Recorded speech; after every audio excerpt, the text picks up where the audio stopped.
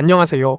여러분, 질적 연구 방법론 두 번째 강의에 오신 것을 환영합니다.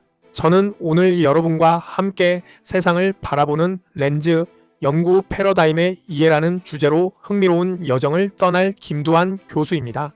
2026학년도 1학기에 진행되는 이번 강의를 통해 우리는 연구를 바라보는 근본적인 시각, 즉 패러다임에 대해 깊이 있게 탐구해 볼 예정입니다. 어떤 렌즈를 통해 세상을 보느냐에 따라 우리가 얻는 지식의 형태와 깊이가 완전히 달라질 수 있거든요. 자, 그럼 연구의 세계로 함께 들어가 볼까요? 지난 시간 우리는 질적 연구의 기초에 대해 함께 살펴보았죠. 오늘은 그때 배운 내용들을 간략히 복습하면서 오늘 배울 주제와 어떻게 연결되는지 함께 고민해보는 시간을 갖도록 하겠습니다. 질적 연구에 대한 흔한 오해 중 하나가 바로 비과학적이다라는 편견인데요. 우리는 지난 강의를 통해 질적 연구의 본질이 단순히 숫자를 다루는 것이 아니라 현상 속의 맥락과 의미를 깊이 있게 탐구하는 데 있음을 분명히 했습니다. 그리고 이 연구자로서 갖춰야 할 중요한 태도, 바로 성찰성과 개방적인 태도에 대해서도 강조했었죠. 이런 태도가 연구의 품질에 얼마나 큰 영향을 미치는지 다시 한번 되새겨볼 필요가 있습니다. 오늘 우리가 배울 연구의 철학적 기초는 바로 이러한 질적 연구의 본질을 이해하는 데 매우 중요한 발판이 될 것입니다. 오늘 강의를 통해 여러분이 달성해야 할 학습 목표를 명확히 짚어드리겠습니다. 첫째, 우리는 패러다임이라는 개념이 무엇인지, 그리고 어떤 구성 요소로 이루어져 있는지 명확하게 정의할 것입니다. 둘째, 연구를 이해하는 두 가지 큰 축인 실증주의와 해석주의의 차이점을 체계적으로 설명하고 비교할 것입니다. 셋째, 비판이론이 추구하는 연구의 목적이 무엇인지 깊이 이해하는 시간을 가질 겁니다. 넷째, 이 세 가지 주요 패러다임의 특징을 상호 비교하면서 각 패러다임이 갖는 고유한 관점을 파악할 것입니다. 다섯째, 궁극적으로는 여러분 자신의 이 연구 질문에 가장 적합한 패러다임이 무엇인지 탐색해보는 안목을 기를 수 있게 될 겁니다. 마지막으로 질적 연구에서 이러한 철학적 기초가 왜 그토록 중요한지 그 의미를 인지하는 것이 이번 강의의 최종 목표입니다. 이 목표들을 달성하기 위해 저와 함께 힘차게 나아가 봅시다. 자, 그럼 가장 먼저 패러다임이라는 단어부터 명확하게 정의해 볼까요? 패러다임은 한마디로 세상을 바라보는 우리 자신의 기본적인 믿음 체계를 의미합니다. 마치 우리가 어떤 색깔의 선글라스를 끼고 세상을 보느냐에 따라 세상의 색깔이 다르게 보이듯이 연구자에게 패러다임은 무엇을 중요하게 보고 무엇을 연구 대상으로 삼을지 결정하는 판단 기준이자 연구의 전체적인 방향을 안내하는 지도와 같은 역할을 합니다. 유명한 과학 철학자인 토마스 쿤은 이 패러다임을 과학 공동체가 공유하는 신념 체계라고 정의하기도 했죠. 결국 패러다임은 연구자가 가진 가치와 그 가치를 실현하기 위한 기법을 총체적으로 아우르는 개념이며 현상을 해석하는 가장 근본적인 틀로 작용합니다.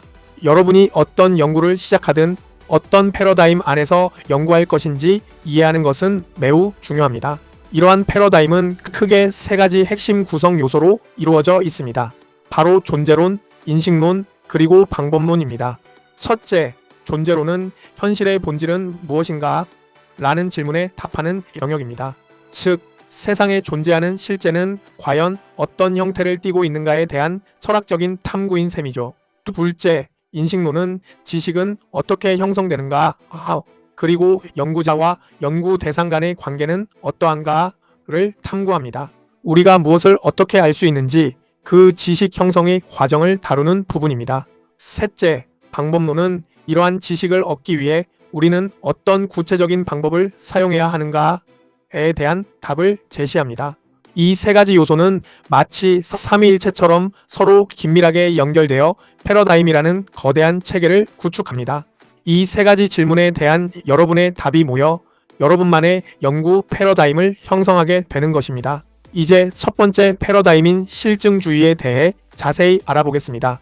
실증주의는 한때 사회과학 분야에서 지배적이었던 패러다임으로 자연과학적 방법을 사회 현상에도 그대로 적용하려는 시도에서 시작되었습니다.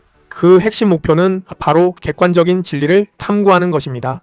실증주의 연구자들은 세상에 보편적인 법칙이 존재하며 이를 발견함으로써 현상들 사이의 인과관계를 명확히 규명할 수 있다고 믿었습니다. 이를 통해 미래를 예측하고 현상을 통제하는 것을 중요한 목적으로 삼았죠. 그래서 연구 과정에서는 객관성과 개량화를 무엇보다 중시하며 수치화된 데이터를 통해 현상을 분석하고 설명하려는 연구 전통을 이어왔습니다. 질적 연구와는 매우 다른 접근 방식이죠. 실증주의 패러다임의 존재론적 특징을 좀 더 깊이 들여다볼까요? 실증주의자들은 실제는 연구자의 주관적인 해석과는 완전히 독립적으로 외부에 존재한다고 봅니다. 즉, 우리의 생각이나 감정과 상관없이 세상은 그 자체로 존재한다는 것이죠. 또한 이들은 관찰이 가능하고 측정할 수 있는 것만이 진정한 실제로 인정합니다. 눈에 보이지 않거나 숫자로 표현할 수 없는 것은 실제로 간주하지 않는 경향이 있습니다. 실증주의는 이 세상에 단 하나의 객관적인 진리가 존재하며 그 진리는 고정되어 있고 변하지 않는 성질을 가진다고 굳게 믿습니다. 따라서 이 연구의 목표는 이러한 객관적 진리를 찾아내는 것이며 수치화된 자료를 통해 실제를 정확하게 파악할 수 있다고 보죠. 이때 연구자의 개입은 불필요하며 실제는 연구자의 유무와 상관없이 그 자리에 존재한다고 생각합니다. 다음으로 실증주의의 인식론적 관점을 살펴보겠습니다. 실증주의는 지식을 얻는 과정에서 몇 가지 핵심 원칙을 강조합니다. 가장 중요한 것은 연구자와 연구 대상이 엄격하게 분리되어야 한다는 점입니다. 연구자는 관찰자로서 현상에 대해 가치 중립성을 유지해야 하며 자신의 주관이나 가치를 철저히 배제해야 한다고 보죠. 그래야만 왜곡되지 않은 객관적인 지식을 얻을 수 있다고 믿기 때문입니다. 그렇다면 실증주의에서 말하는 지식의 조건은 무엇일까요? 이들에게 객관적인 지식은 반드시 검증 가능한 사실에 근거해야 합니다. 이들은 이원론적 관점에서 연구의 타당성을 확보하려고 노력합니다. 즉, 주관과 객관, 사실과 가치를 명확히 분리하여 보편타당한 지식을 얻기 위해 연구 대상으로부터 의도적인 거리두기를 실천하는 것이 이들의 인식론적 특징입니다. 이제 실증주의 연구자들이 주로 사용하는 방법론적 접근을 알아보겠습니다. 실증주의 연구는 일련의 논리적인 단계를 거쳐 진행되는 경향이 있습니다. 먼저 연구자는 기존 이론을 바탕으로 가설을 설정합니다. 그리고 이 가설을 검증하기 위해 연구 대상을 선정하고 다양한 변인을 통제하여 다른 요인들의 영향을 최소화합니다. 연구 결과의 일반화를 위해 대규모 자료 수집을 진행하며 수집된 자료는 주로 숫자로 이루어져 있기 때문에 통계적 분석을 통해 가설을 검증하고 결론을 도출합니다. 이 과정은 마치 자연과학 실험과 유사하게 매우 체계적이고 구조화된 방식으로 진행됩니다. 이러한 방법론을 통해 실증주의 연구자들은 보편적인 법칙을 찾아내고 현상을 예측하며 통제하고자 하는 목표를 달성하려 합니다. 그럼 실증주의 연구가 실제로는 어떤 모습인지 사례를 통해 살펴보겠습니다. 태권도 수련과 관련된 연구를 예로 들어볼까요? 실증주의 연구는 태권도 수련 강도와 수련생들의 심리적 요인 사이의 상관성을 분석하거나 특정 수련 기간이 청소년의 자기 통제력에 미치는 영향을 통계적으로 분석하는 경우가 많습니다. 예를 들어 태권도 수련이 수련생의 사회성에 미치는 효과를 통계적으로 유의하게 도출하여 일반화 가능한 결론을 제시하죠. 이러한 연구들은 사전에 변인을 설정하고 가설을 세워 검증하는 방식을 따릅니다. 객관적인 지표를 활용하여 결과의 신뢰도를 높이고 다수의 응답자를 대상으로 연구를 진행함으로써 보편적인 법칙을 확인하고자 합니다. 이런 방식은 숫자를 통해 명확한 답을 얻으려는 실증주의의 특징을 잘 보여줍니다. 또 다른 실증주의 연구 사례로 스포츠 지도자의 리더십 유형과 관련된 연구를 살펴보겠습니다. 많은 연구가 스포츠 지도자의 리더십 유형이 단원들의 만족도에 어떤 영향을 미치는지 혹은 변혁적 리더십이 조직 몰입에 미치는 영향을 파악하기 위해 실증주의적 접근을 사용합니다. 이때 이 연구자들은 복잡한 인과관계를 규명하기 위해 구조방 정식 모델링과 같은 고등 통계 분석 기법을 활용하기도 하죠. 이러한 연구는 주로 설문조사를 통해 수집된 자료를 수학적으로 처리하고 얻어진 결론을 일반화하여 다른 현장에도 적용하고자 합니다. 예를 들어 특정 리더십 행동이 단원들의 어떤 반응을 이끌어내는지를 수치로 비교하고 그 관계의 강도를 측정함으로써 지도자들에게 효과적인 리더십 방안을 제시하는 것을 목표로 합니다. 이것이 바로 실증주의가 추구하는 객관적이고 일반화된 지식의 전형적인 모습입니다. 자, 이제 두 번째 패러다임인 해석주의에 대해 알아보겠습니다. 해석주의는 실증주의와는 매우 다른 접근 방식을 취하는데요. 이 패러다임은 의미와 맥락의 탐구를 가장 핵심적인 가치로 설정합니다. 해석주의자들은 인간의 행위가 자연현상과는 다른 고유한 특성을 가진다고 보며 단순히 외부에서 관찰 가능한 현상만으로는 인간의 복잡한 내면과 행동을 완전히 이해할 수 없다고 생각합니다. 따라서 개별적인 경험이 가지는 고유한 의미를 깊이 이해하는 데 집중하죠. 이들에게 실제는 사회적 구성물로서 존재하며 사람들의 상호작용과 해석을 통해 끊임없이 만들어진다고 봅니다. 그래서 현상 뒤에 숨겨진 깊은 맥락과 참여자의 관점을 파헤치고자 노력합니다. 질적 연구에서 가장 널리 활용되고 있는 철학적 기초가 바로 이 해석주의라고 할 수 있습니다. 해석주의 패러다임의 존재론적 특징은 무엇일까요? 실증주의가 외부의 객관적인 실제를 강조했다면 해석주의는 실제가 개인의 마음이나 상호작용 속에 존재한다고 봅니다. 즉, 우리가 경험하는 세상은 각자의 주관적인 의미 부여를 통해 형성된다는 것이죠. 그렇기 때문에 사람마다 서로 다른 다중적인 실제를 가지고 있다고 생각합니다. 진리는 고정된 것이 아니라 우리가 처한 맥락에 따라 끊임없이 변화하는 것이며 사회적 상황에 따라 실제는 계속해서 재구성됩니다. 해석주의는 객관적인 실제보다는 주관적으로 구성된 실제를 더 중요하게 여기며 유일한 진리가 아니라 다양한 의미들의 공존을 인정합니다.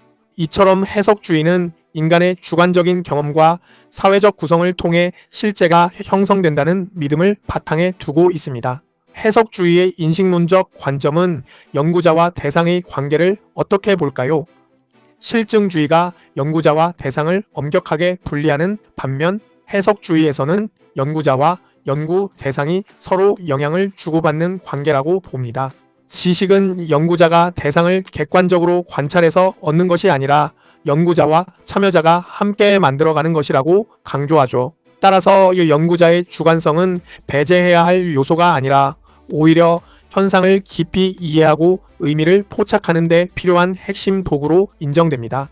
해석주의 연구자는 참여자의 관점에서 세상을 바라보려는 노력을 하며 객관적인 거리두기보다는 참여자와 깊은 정서적 유대를 형성하는 것을 지향합니다. 이러한 상호 주관성을 통해 현상의 진정한 의미를 포착하려 하는 것이 해석주의 인식론의 특징입니다. 해석주의 연구자들이 주로 사용하는 방법론적 접근은 어떤 것들이 있을까요? 이들은 지식을 찾아가는 과정에서 귀납적 방법을 사용합니다. 즉, 개별적인 자료에서부터 의미를 찾아내고 이를 바탕으로 일반적인 이론을 구성하는 방식이죠. 구체적인 방법으로는 심층 면담을 통해 참여자의 생생한 목소리를 경청하고 참여 관찰을 수행하여 현장의 맥락을 직접 파악합니다. 단순히 현상을 기록하는 것을 넘어 맥락과 의미를 풍부하게 담아내는 두꺼운 묘사식 디스크립션을 지향합니다. 개별 사례의 특수성을 깊이 있게 분석하는 데 주력하며 수집된 텍스트 데이터를 분석하여 핵심 주제를 도출하는 것이 주된 연구 과정입니다. 이러한 방법들은 참여자의 주관적인 경험 세계를 최대한 있는 그대로 이해하려는 해석주의의 철학을 반영하고 있습니다. 해석주의 연구 사례를 살펴보겠습니다. 태권도 고단자들의 수련 경험에 대한 연구는 대표적인 해석주의적 접근을 보여줍니다. 이 연구는 고단자들이 태권도를 수련하면서 어떤 현상학적인 경험을 하는지 탐구합니다. 예를 들어 무도 정신이 형성되는 과정이나 수련을 통해 참여자들이 느끼는 본질적인 의미가 무엇인지 질적으로 탐구하고 분석합니다. 특정 해석주의 방법론을 사용하여 수련 경험에 담긴 의미를 체계적으로 분류하고 개인의 삶과 수련이 어떻게 연결되어 있는지 풍부하게 서술합니다. 실증주의처럼 숫자로 표현하기 어려운 수련을 통해 겪는 깊은 내면의 변화나 깨달음을 다루는 것이 바로 해석주의 연구의 핵심입니다. 이러한 연구는 개인의 주관적인 경험 세계를 깊이 이해하는 데 초점을 맞춥니다. 또 다른 해석주의 연구 사례로 은퇴 운동선수의 정체성 변화에 대한 연구를 들 수 있습니다. 이 연구는 선수가 은퇴 후 사회인으로 전직하는 과정에서 겪는 정체성 변화를 심층적으로 탐구합니다. 새로운 환경에 적응하면서 겪게 되는 갈등과 수용의 과정을 분석하고 심층 면담을 통해 참여자들의 삶의 이야기를 재구성합니다. 선수 생활을 마감한 이후의 심리적 맥락을 상세하게 기술하며 개인이 겪는 고유한 위기와 이를 극복해가는 경험에 집중합니다. 이 연구는 숫자가 아닌 언어를 통해 개인의 삶에 담긴 진실을 드러내고자 합니다. 운동선수로서의 정체성을 잃고 새로운 정체성을 찾아가는 개인의 주관적 경험과 의미 부여를 깊이 있게 파헤치는 것이 바로 해석주의의 강점이라고 할 수 있습니다. 마지막으로 살펴볼 패러다임은 바로 비판이론입니다. 비판이론은 단순히 현상을 이해하거나 설명하는 것을 넘어 사회 변혁과 인간의 해방을 궁극적인 목적으로 설정합니다. 이 패러다임은 우리 사회에 존재하는 억압적인 구조를 폭로하고 이러한 구조가 어떻게 형성되고 유지되는지 밝혀내는 데 중점을 둡니다. 현상을 역사적이고 정치적인 관점에서 분석하며 우리가 너무나도 당연하게 받아들이는 지식 뒤에 숨겨진 의도를 끊임없이 의심합니다. 즉, 누구의 이익을 대변하는 지식인지 비판적으로 검토하는 것이죠. 비판이론은 연구를 통해 사회적 정의를 실현하고자 노력하며 그야말로 실천적인 성격이 매우 강합니다. 현장의 변화를 촉구하고 더 나은 사회를 만들기 위한 적극적인 행동을 강조하는 패러다임이라고 할 수 있습니다. 비판이론 패러다임의 존재론적 특징을 자세히 살펴보겠습니다. 비판이론가들은 실제가 객관적으로 존재하거나 단순히 개인의 주관으로 구성되는 것이 아니라 역사적이고 권력적인 구조에 의해 형성된다고 봅니다. 즉, 우리가 보는 현실은 특정한 힘의 관계 속에서 만들어진다는 것이죠. 겉으로는 객관적으로 보이는 지식이나 현상에도 특정 이데올로기가 반영되어 있으며 특정 집단의 이익을 대변하는 구조가 실제를 만들어낸다고 지적합니다.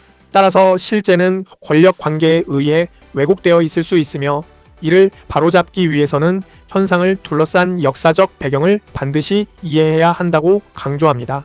비판이론은 우리 사회의 불평등한 현실과 억압적인 구조 그 자체가 연구가 다루어야 할 중요한 실제라고 보는 것입니다. 비판이론의 인식론적 관점은 지식과 연구자의 역할을 매우 독특하게 정의합니다. 이들에게 지식은 결코 중립적일 수 없으며 항상 특정한 가치를 함축한다고 봅니다. 비판이론 연구자는 단순히 현상을 이해하는 것을 넘어 사회 변화를 이끄는 지식인의 역할을 해야 한다고 생각합니다. 따라서 연구자가 특정 가치를 지지하며 연구를 수행하는 것을 인정하고 오히려 이를 통해 사회 변화에 기여해야 한다고 주장합니다. 이러한 연구의 실천적 성격은 비판이론의 핵심입니다. 연구자는 지식이 누구의 이익을 위한 것인지 끊임없이 질문하고 참여자들과 의식을 고양시키는 대화적 관계를 중요하게 여깁니다. 궁극적으로는 연구행위 그 자체가 사회적 실천의 과정이 되어야 한다고 강조하는 것이 비판이론의 인식론적 특징입니다. 비판이론 연구자들이 주로 사용하는 방법론적 접근은 어떤 것들이 있을까요? 이들은 사회의 모순과 억압을 분석하고 극복해가는 변증법적 방법을 주로 사용합니다. 또한 언어와 담론 속에 숨겨진 권력 관계를 분석하는 비판적 담론 분석을 수행하기도 합니다. 연구 과정에서는 참여자들과 함께 의식을 고양시키는 대화를 나누는 것을 중요하게 생각합니다. 단순히 참여자의 이야기를 듣는 것을 넘어 그들이 자신의 억압된 현실을 자각하고 변화의 주체가 될 수 있도록 돕는 것이죠. 그리고 불평등한 제도를 비판하고 구체적인 대안을 제시하는 방식을 취합니다. 역사적 기록을 검토하여 억압의 기원을 찾아내고 현장의 문제를 해결하기 위한 실천적인 연구를 수행하는 것이 비판이론의 방법론적 특징이라고 할 수 있습니다. 비판이론 연구 사례를 통해 어떻게 적용되는지 살펴보겠습니다. 여성 스포츠 지도자들의 유리 천장 현상에 대한 연구는 대표적인 비판 이론의 예시가 될 수 있습니다. 이 연구는 체육계 내에 존재하는 불평등한 권력 관계를 비판하고 성차별적인 구조가 어떻게 작동하는지 담론 분석 등을 통해 파헤칩니다. 여성 지도자들이 경험하는 보이지 않는 장벽이 어떻게 형성되고 유지되는지 깊이 고찰하며 사회적 편견과 제도적 모순을 세상에 널리 폭로하는 것을 목표로 합니다. 나아가 평등한 스포츠 환경을 만들기 위한 구체적인 제언을 담고 궁극적으로 여성 지도자들의 해방을 연구의 최종 목표로 설정하는 것이 비판 이론의 실천적 특성을 잘 보여줍니다. 또 다른 비판 이론 연구 사례로 전통 무예의 상업화에 대한 비판적 연구를 들어볼 수 있습니다. 이 연구의 핵심 문제의식은 전통 무예의 상업화가 무예의 본래 가치를 어떻게 왜곡하고 있는지 분석하는 것입니다. 거대 자본이 무도의 본질을 어떻게 훼손하는지, 그리고 무예가 지닌 교육적 가치가 사라지는 과정을 비판적으로 고찰합니다. 연구의 방향과 목표는 자본주의 논리가 어떻게 전통 무예 현장을 억압하고 있는지 밝혀내고 무도의 원형을 회복하기 위한 실천적인 논의를 이끌어내는 것입니다. 또한 이윤 추구 뒤에 숨겨진 권력의 움직임을 드러내어 무예가 특정 자본의 도구로 전락하는 현상을 비판하고 대안을 모색하는 것이 비판이론 연구의 특징입니다. 자, 오늘 우리는 세상을 바라보는 렌즈인 연구 패러다임에 대해 깊이 있게 탐구했습니다. 패러다임은 연구의 방향을 결정하는 세계관이며 이 패러다임에 따라 연구의 목적과 방법이 달라진다는 것을 배웠죠. 간단히 요약하자면 실증주의는 객관적인 법칙을 발견하고 예측하며 통제하는 것을 중시했고, 해석주의는 인간의 주관적인 의미와 경험 그리고 맥락을 깊이 이해하는 것을 목표로 삼았습니다. 마지막으로 비판이론은 사회의 불평등과 억압적인 구조를 폭로하고 사회적 변혁과 해방을 추구하는 실천적인 패러다임이었습니다. 질적 연구는 주로 해석주의와 비판이론에 그 철학적 기반을 두고 있다는 점을 기억해 주세요. 결국 자신의 연구를 시작할 때 내가 어떤 철학적 위치에 서서 세상을 바라보고자 하는지 정하는 것이 연구의 가장 중요한 시작점이라는 것을 명심하시길 바랍니다. 다음 주에는 오늘 배운 패러다임을 바탕으로 실제 연구를 위한 연구 질문 설정과 표집 전략에 대해 다루겠습니다. 오늘 수고 많으셨습니다.